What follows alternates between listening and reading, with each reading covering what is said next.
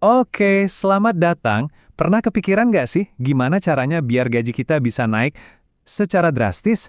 Hari ini kita bakal bedah panduan praktisnya. Dan ternyata ini bukan soal hoki-hokian loh, tapi soal strategi. Yuk kita mulai pendakiannya bareng-bareng. Nah, ini dia nih pertanyaan utamanya. Banyak yang mikir bedanya itu kayak loncatan besar yang mustahil. Padahal, sebetulnya ini lebih mirip kayak puzzle yang bisa kita pecahin langkah demi langkah. Di pembahasan kali ini, kita akan coba susun kepingan puzzle itu sama-sama. Coba deh kita lihat contoh ini. Sekelas Jeff Bezos aja, ternyata nggak langsung bikin Amazon dalam semalam loh. Dia mulai dengan meniti tangga karir di dunia korporat dulu. Ceritanya ini nunjukin satu hal yang penting banget. Pertumbuhan karir itu adalah proses yang disengaja, bukan kebetulan. Nah, metafora tangga inilah yang bakal jadi panduan kita. Semua pendakian kan pasti dimulai dari langkah pertama. Nah, dalam karir, langkah itu adalah kompetensi inti. Fondasi dari segalanya ya, kemampuan teknis kita. Di rentang gaji segini, nilai kamu tuh hampir seluruhnya diukur dari satu hal aja. Kemampuan kamu buat nyelesain kerjaan. Simple. Ini adalah tahap pembuktian, di mana kamu nunjukin kalau kamu emang jago secara teknis dan bisa menghasilkan karya yang berkualitas tinggi. Jadi, di awal karir, fokus kamu jelas banget. Entah kamu seorang desainer, programmer, atau akuntan, dunia menilai kamu berdasarkan apa yang bisa kamu hasilkan secara pribadi. Kualitas dan kuantitas kerjaan kamu, itu segalanya. Nah, ini tips yang praktis banget. Jangan nunggu. Coba deh iseng-iseng Google deskripsi pekerjaan untuk posisi yang persis ada di atas kamu. Lihat apa aja skill yang dibutuhin, terus ya udah pelajari dari sekarang. Jadilah proaktif. Oke, sekarang kita naik ke anak tangga berikutnya. Di sini nih ada pergeseran yang super penting. Dari fokus ke kerjaan kamu sendiri, sekarang jadi fokus ke gimana cara mengelola pekerjaan orang lain. Di rentang ini, soft skill jadi pendorong utama kenaikan gaji dan tanggung jawab. Kamu bukan lagi cuma seorang pelaksana, tapi kamu mulai jadi semacam pengganda kekuatan buat tim kamu. Coba deh ingat-ingat 2P, people dan proses. Kemampuan kamu buat memanage orang dan menyederhanakan proses, itulah cara kamu melipat gandakan dampak.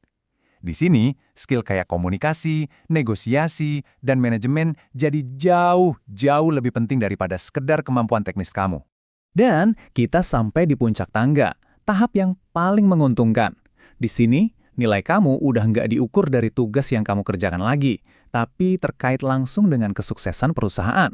Buat mencapai level gaji tertinggi, ada perubahan fundamental soal gimana kinerja kamu diukur.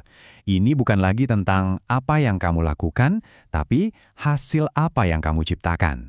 Jadi poin krusialnya adalah indikator kinerja atau KPI kamu itu berubah total. Bukan lagi soal berapa banyak desain yang kamu buat, tapi apakah desain kamu itu bisa naikin penjualan. Bukan lagi soal bisa manage tim, tapi apakah tim kamu berhasil naikin jumlah anggota.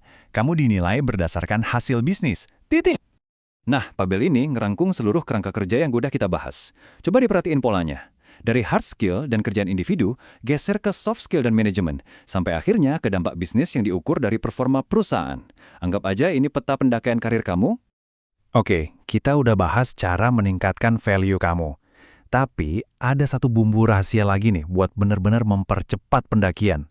Ini bukan cuma soal apa yang kamu lakukan, tapi bagaimana apa yang kamu lakukan itu dilihat. Yuk, kita bedain keduanya. Value itu fondasinya ya, skill dan hasil kerja kamu. Tapi perceived value atau nilai yang dipersepsikan, inilah yang sebenarnya bikin kamu dapat promosi. Ini soal gimana para pengambil keputusan melihat kontribusi kamu. Penting banget buat dipahami ya, fokus pada perceived value itu bukan berarti menipu atau menjilat. Sama sekali bukan.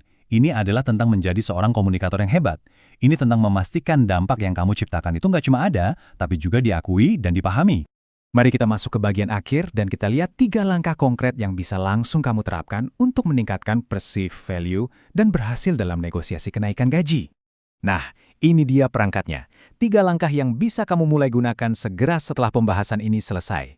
Bangun hubungan, minta evaluasi, dan tunjukkan karakter yang ingin terus bertumbuh.